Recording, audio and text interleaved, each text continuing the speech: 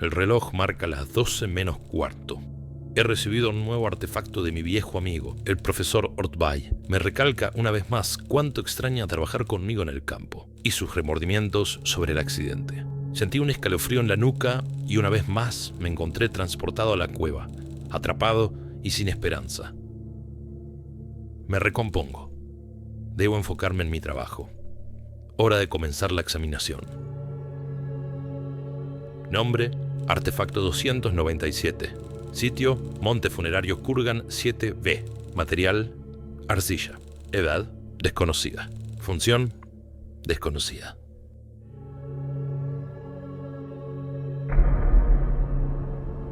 Así comienza The Children of Clay, un videojuego desarrollado por Balazs Ronjai con música de Michael Barker, en donde nos ponemos en la piel de un arqueólogo que debe investigar una extraña figura de arcilla encontrada en los montes Urales.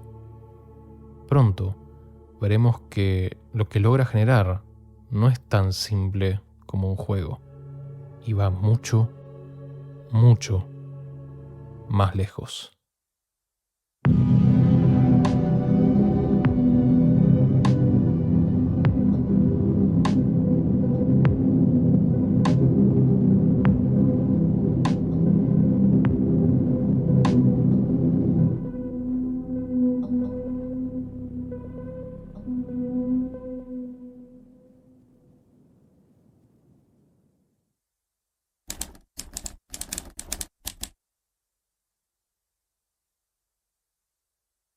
Tenemos a disposición algunos elementos que nos ayudarán en la investigación. Una lupa para ver detalles del artefacto más de cerca, una brújula para detectar campos magnéticos, un anotador y libros enciclopédicos con información. Rápidamente nos damos cuenta que la escultura tiene características antropomorfas. Al frente pareciera tener una cara con ojos, nariz y boca, así como también brazos y piernas. Sin embargo, al rotarla y mirar más de cerca, vemos que también tiene una cola. En la parte de atrás notamos un objeto metálico incrustado en el artefacto. Quizás por la antigüedad o quizás por la fuerza con la que fue clavado, no podemos sacarlo en este momento. En otro de los costados de la pieza encontramos lo que parecen ser unas runas escritas toscamente. Para leerlas mejor, las anotamos en nuestro cuaderno. Bien, con todo esto tenemos mucho para investigar en las enciclopedias. Creo que lo más llamativo es el objeto metálico. Vamos a intentar descubrir qué es. Si buscamos metal, vemos lo siguiente. El sustento arqueológico más antiguo sobre la fundición, la metalurgia caliente, data alrededor del 6000 al 5000 a.C. Los metales más comunes encontrados en los sitios arqueológicos son el hierro, el cobre, el plomo, el estaño, el zinc y sus aleaciones. Debido a que el hierro es magnético, se puede distinguir con más facilidad del resto. Creo que es momento de usar nuestra brújula.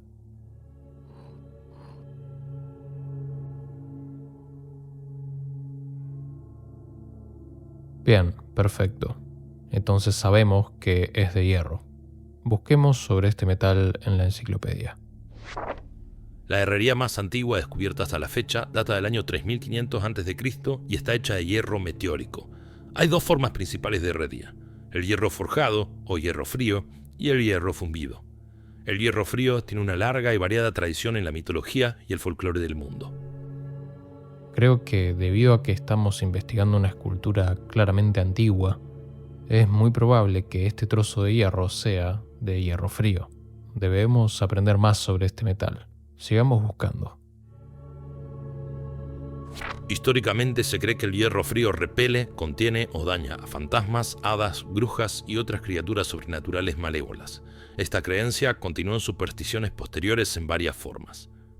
Con toda esta información, descubrimos un dato clave.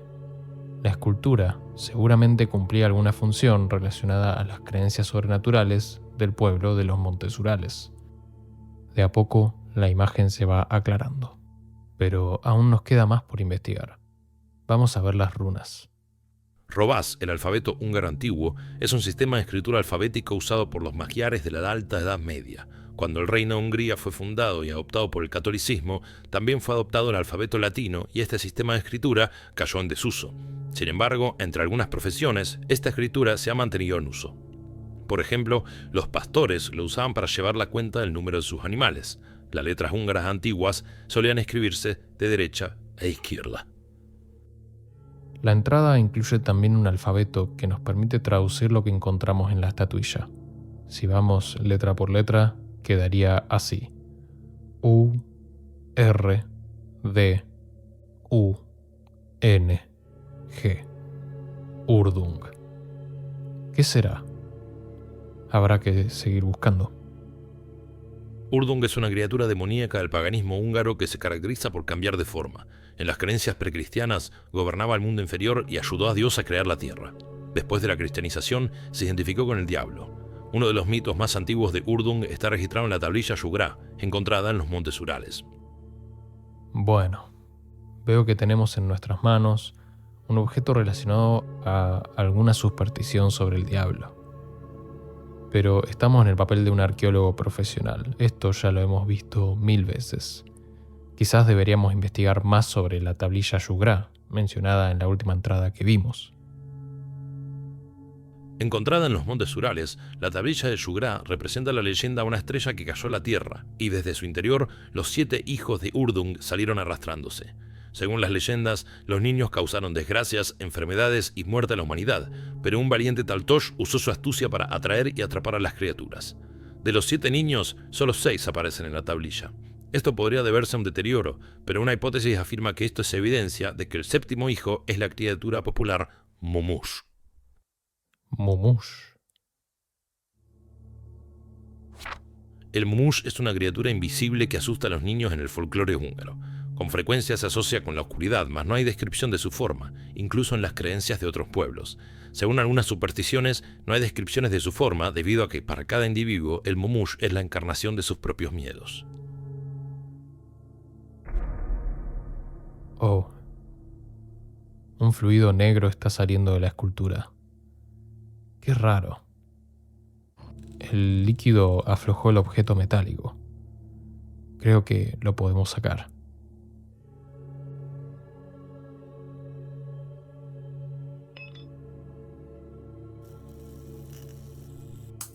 ¿Qué?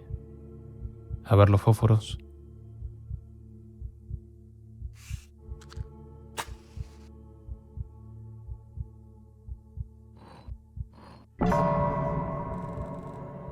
¿Pero qué es esto? Yo debería tomar la vela e investigar.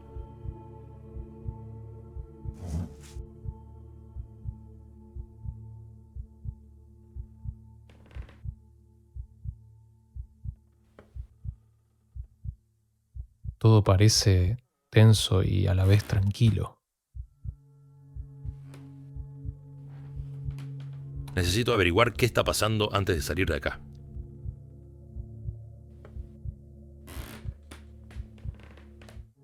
Más manchas oscuras, conducen a la izquierda.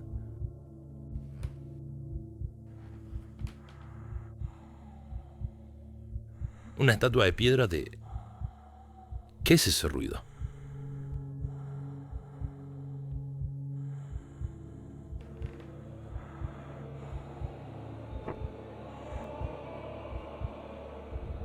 Me tambaleo en la oscuridad, tratando de encontrar el camino hacia la puerta para alejarme de esa cosa abominable.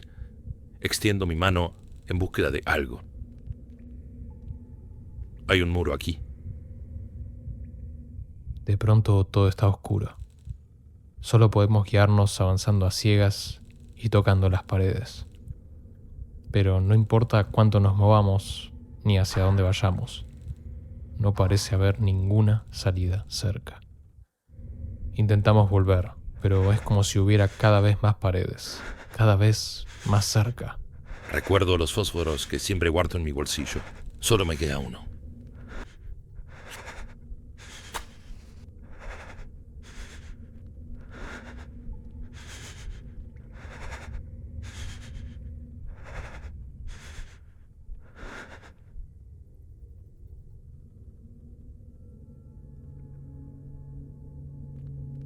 Extracto del artículo periodístico titulado Los niños de arcilla. Tan solo unos meses después de la desaparición del estimado arqueólogo y del incidente con un artefacto roto, el equipo en el remoto sitio en los Urales ha dado con un asombroso hallazgo. Se ha descubierto una cámara subterránea oculta que contiene una docena de pequeñas figurillas de arcilla similares. Ya están en contacto con varias universidades de todo el mundo para estudiarlas más a fondo. Habrán notado que este videojuego es bastante particular.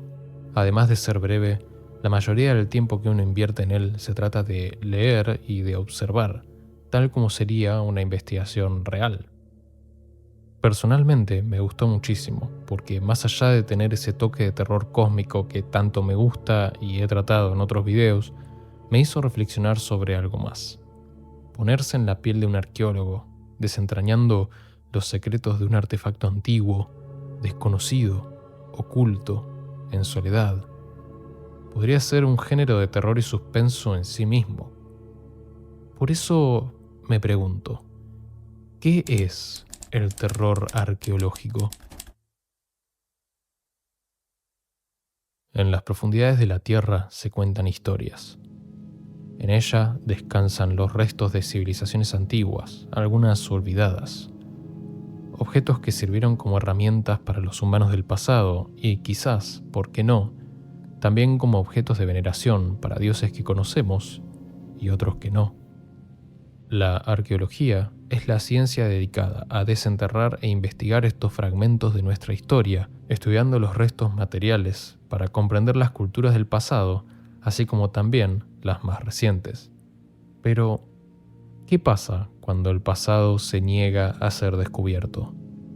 Es decir, ¿qué ocurre cuando los vestigios encontrados no traen respuestas, sino más y más preguntas?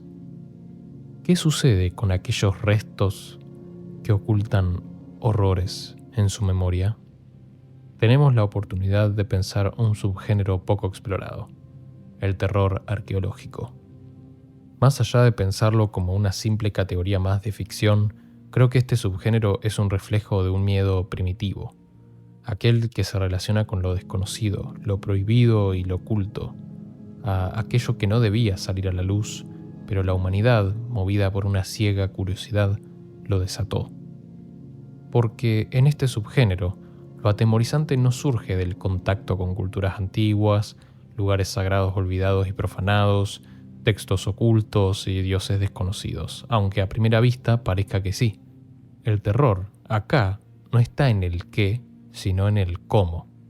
No se trata de aquello que estamos por descubrir, sino de los medios que utilizamos para descubrirlo y lo mundano de ellos. Volvamos a los niños de arcilla. ¿Acaso el juego habría generado la misma sensación si, en vez de ponernos en papel de un investigador que lee libros y usa una lupa, hubiéramos protagonizado a un cultista haciendo un ritual o a un soldado armado hasta los dientes? No, claro que no.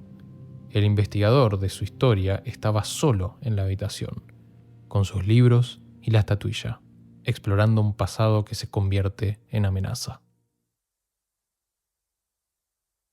Para caracterizarlo mejor, podríamos pensar en los siguientes elementos clave que ficciones de este subgénero podrían tener.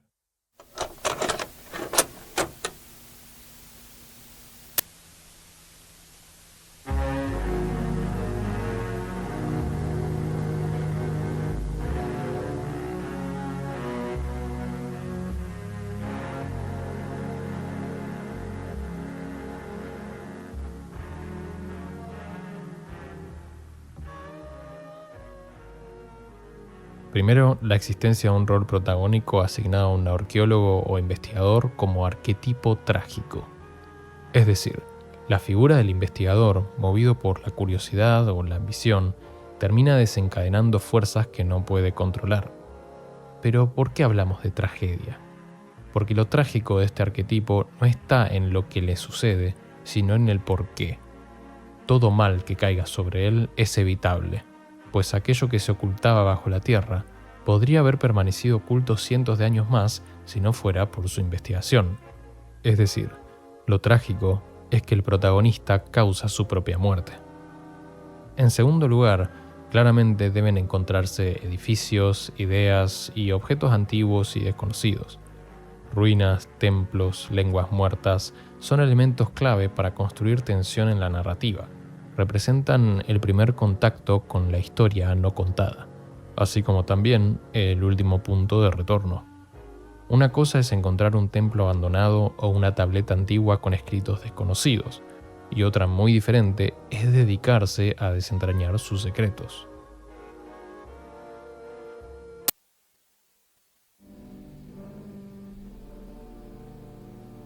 Por último, aquello que nos aterra: el castigo por profanación. Los conocimientos que fueron vedados al ser humano, ocultos bajo la tierra, escondidos por culturas más sabias que nosotros en el pasado y que no pueden ser revelados, porque al hacerlo traerán caos y destrucción, si no es a quien los reveló, a la humanidad. Cuando el protagonista saca a la luz aquello que estaba oculto, vemos de primera mano las consecuencias de sus actos. A veces entran en juego entidades o deidades ancestrales y desconocidas, con poderes que hacen cuestionar los fundamentos de la realidad como la conocemos. Pero otras, el dicho castigo por profanación es en cierta forma autoaplicado. El protagonista, con una mente fragilizada por sus descubrimientos, comienza a perder la razón. Sus estructuras mentales se mimetizan con aquellas generadas por los conocimientos que descubrió bajo la tierra. Comienza a alucinar, a despojarse cada vez más de su individualidad, hasta convertirse en alguien irreconocible, incapaz de distinguir aquello que es real y aquello que no.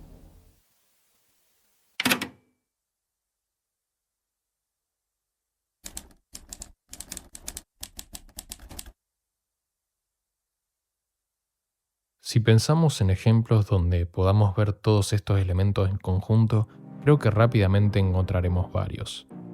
Sí, lo primero que se me ocurre personalmente es la literatura de Edgar Allan Poe o de Lovecraft. Pero para este video, quiero traer un caso más reciente y visual.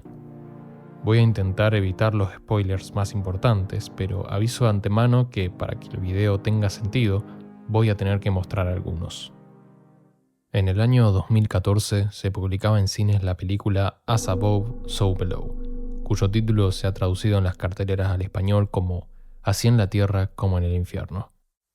En ella seguimos a Scarlett Marlowe, una joven y talentosa arqueóloga que vive para continuar el legado de su padre, otro gran arqueólogo especializado en alquimia que dedicó su carrera a encontrar la verdad detrás de la piedra filosofal, el legendario símbolo alquímico descubierto por Nicholas Flamel, un supuesto elemento capaz de convertir metales en oro y otorgar vida eterna. Su investigación la lleva a Irán, donde encuentra una estatua de un toro con inscripciones antiguas. Ella la reconoce como la llave de la rosa, una escritura que sirve como clave para traducir símbolos alquímicos a la lengua aramea, y por ende, una herramienta fundamental para poder descifrar unos símbolos grabados en la tumba de Flamel que, según cree Scarlett, representan las indicaciones para encontrar la piedra escondida.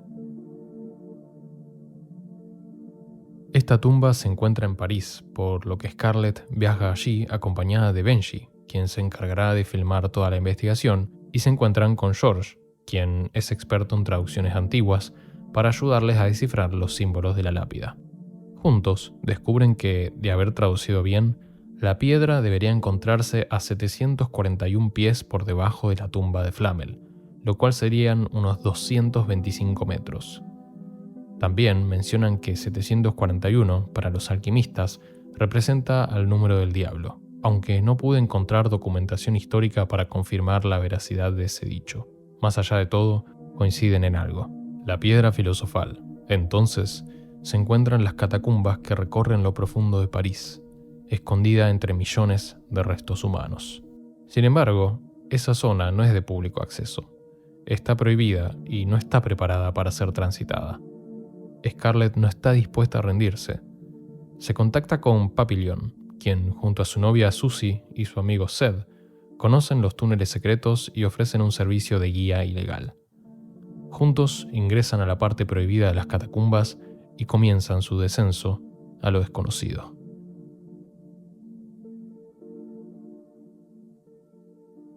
Rápidamente aparecieron problemas. Resulta que no es tan fácil ubicarse ahí abajo, incluso con un guía. Tuvieron que pasar un túnel estrecho arrastrándose entre huesos, en donde Benji quedó atrapado. No, I can't breathe. I can't breathe. Viendo la película, a veces uno se olvida, pero ninguno de estos personajes es una persona preparada para este tipo de situaciones. Son investigadores, de lápiz y papel, de cuaderno y escritorio. La ansiedad comienza a acumularse entre ellos. Aunque Benji logra salir, ahora todos están inquietos y molestos. Y eso que esto es solo el comienzo. Ahora están en una zona completamente desconocida. Encuentran objetos sin sentido, como un piano antiguo, e incluso un teléfono que suena. Aunque no queda claro quién está del otro lado. Aún. Comienzan a suceder algunas cosas raras e inquietantes a su alrededor, pero no tienen otra opción más que avanzar. Tiempo después, encuentran unas escrituras en la pared que reconocen, símbolos alquímicos. Siguiendo esa pista, encuentran en la cripta a un caballero templario que aparentemente podría ser Nicholas Flamel. Extasiada, Scarlett busca frenéticamente en la habitación cualquier señal, cualquier pista o cosa fuera de lugar. Se sumerge intrépidamente en un pozo con agua, desesperada por encontrar algo. Y sí que encontró. El pozo escondía una habitación llena de tesoros, con una inscripción egipcia en la pared. Y en esa inscripción, una piedra grande, roja y llamativa, incrustada. Para Scarlett estaba más que claro. La había encontrado, finalmente. Con un mazo y cincel, quitó la piedra de la pared, y el equipo disfrutó de su momento de victoria. Pero la felicidad duró poco.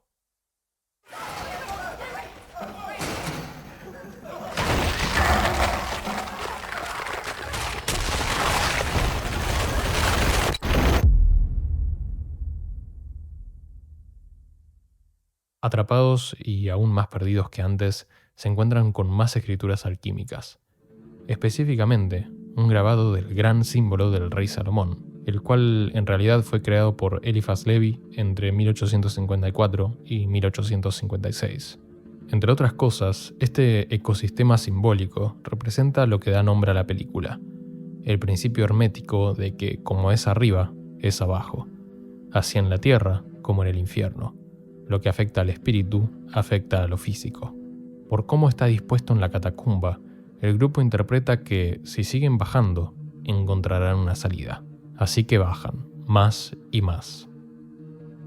Y mientras lo hacen, cada uno de los personajes se ve atormentado por los pecados de su pasado, aquello que los persigue día a día en lo más profundo de su mente y su alma.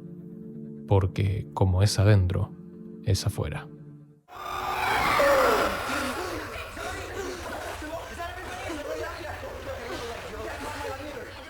De a poco es cada vez más claro. Si su alma está quebrada, también lo estará su cuerpo.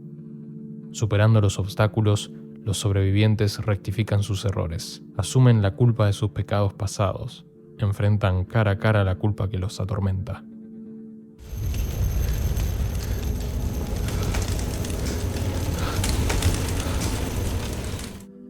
Algo parece haber cambiado. Pero llegan a un pozo y parece ser el único camino a seguir. No pueden volver atrás. Deben saltar. Juntos deciden enfrentar el final, sea cual sea.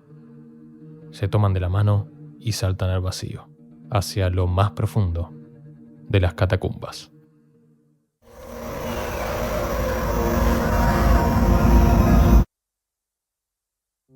No voy a spoilear el final. Puede que el relato haya sido un poco confuso, pero recomiendo ver la película para poder ver con más detalle su desarrollo. Aunque los críticos la recibieron negativamente, en mi opinión es bastante buena. Más allá de todo, en ella vemos un claro ejemplo de terror arqueológico. Investigadores, especialmente Scarlett, movidos por la curiosidad, por un hambre insaciable de conocimiento, de desentrañar aquello que fue oculto, por comprender la historia escondida bajo la tierra, terminaron atravesando una situación caótica, terrorífica y para la que ninguno estaba preparado. Además, vemos que gran parte de las claves narrativas de la película se basan en símbolos de difícil comprensión y su interpretación, así como también las consecuencias de encontrar aquello que fue oculto. El castigo por profanar la tumba de Nicholas Flamel fue viajar a lo más profundo de sus almas, algo para lo que posiblemente nadie, jamás, pueda estar preparado.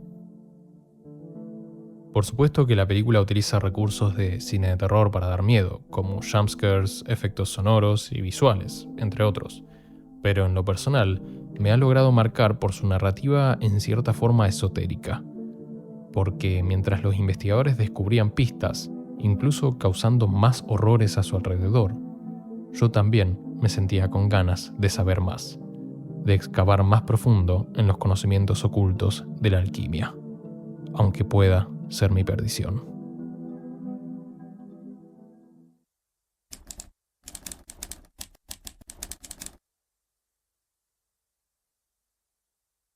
El terror arqueológico, este subgénero del terror que pareciera tan cercano a los horrores cósmicos, históricos, religiosos y ocultos, toca una fibra profunda de la psique humana, que está presente en las culturas de civilizaciones mucho más antiguas que la nuestra.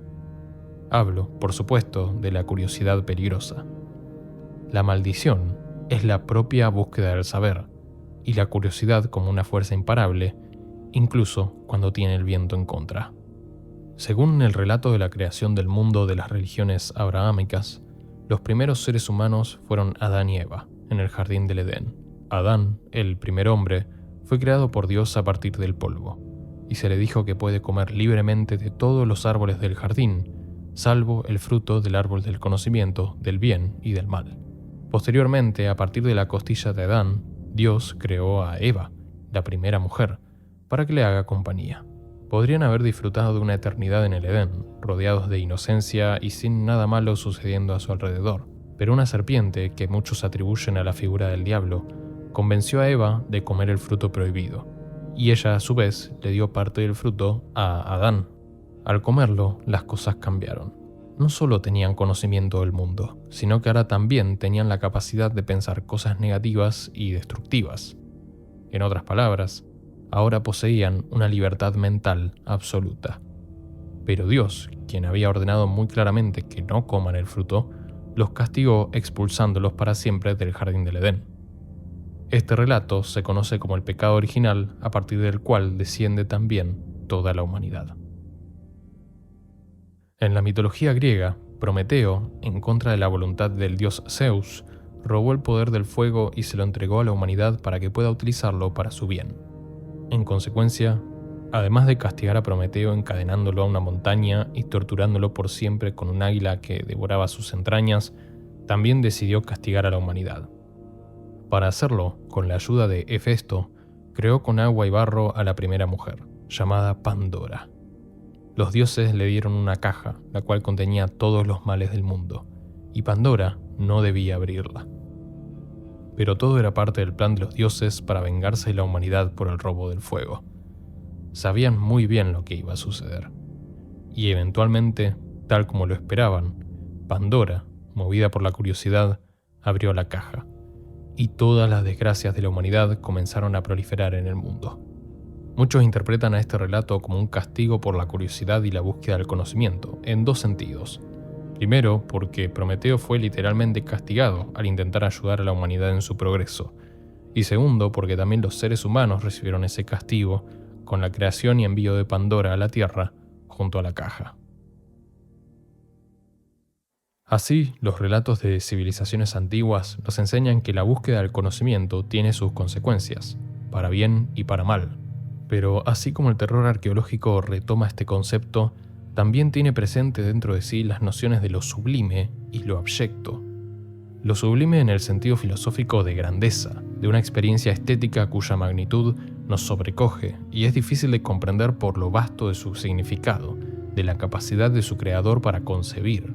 Lo abyecto, según Julia Kristeva, se relaciona con aquello que amenaza las estructuras conocidas de identidad y del orden establecido de lo natural y lo antinatural. En él se encausan nuestros límites como seres humanos, lo que nos hace mortales y por ende vulnerables.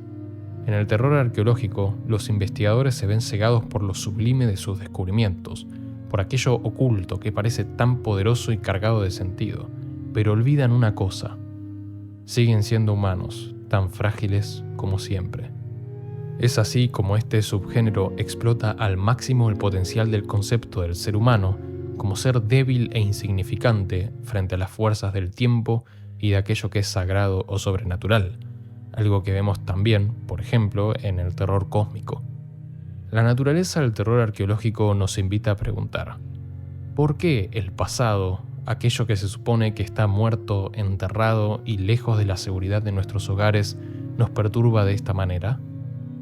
Creo que el motivo podría ser que, en estas historias, el pasado no es un objeto de estudio como lo es en la vida real, sino que es un sujeto activo. Se teme que aquello que está oculto bajo la tierra no esté muerto, sino que esté esperando con paciencia sobrenatural a que alguien lo deje salir. Aterra que su historia, la historia de la antigua civilización que dejó sus rastros bajo tierra, perdidos en el tiempo por cientos de años, aún no haya terminado. Quizás recién acaba de comenzar. Por último, también está presente la crítica del género a la arrogancia humana de creer que todo puede ser explorado, descubierto, entendido y dominado.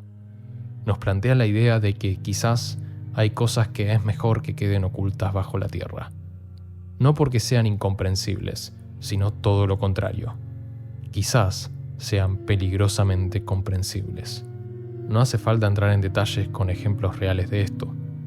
La humanidad ha demostrado incontables veces que sus descubrimientos e invenciones, así como pueden mejorar la calidad de vida de las personas, también pueden destruirla en un abrir y cerrar de ojos, de la forma más cruel imaginable.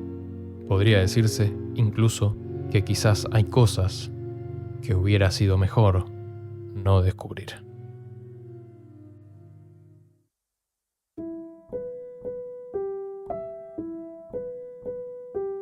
Personalmente, encontré en el terror arqueológico una manifestación rica y simbólicamente cargada de miedos profundos y difíciles de explicar.